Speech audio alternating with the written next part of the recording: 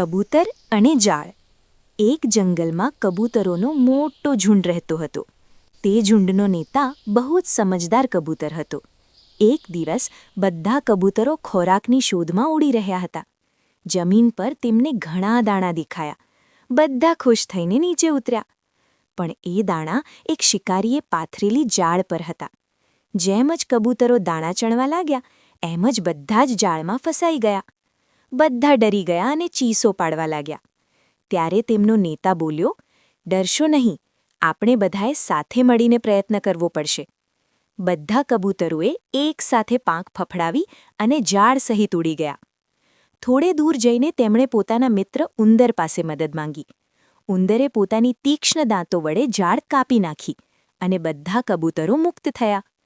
બધા કબૂતરોને સમજાઈ ગયું કે એકતા અને બુદ્ધિથી મોટી મુશ્કેલી પણ દૂર થઈ શકે છે. બોધ: એકતામાં બળ છે. સાથે મળીને કામ કરવાથી મોટી મુશ્કેલી પણ સહેલાઈથી ઉકેલી શકાય છે. આવા નવા શૈક્ષણિક અને નૈતિક વાર્તાના વિડીયો જોવા માટે પાઠક સાહેબની YouTube ચેનલને સબસ્ક્રાઇબ કરો અને લાઇક કરો. ચેનલનું સરનામું છે પાઠક મધુસૂદન.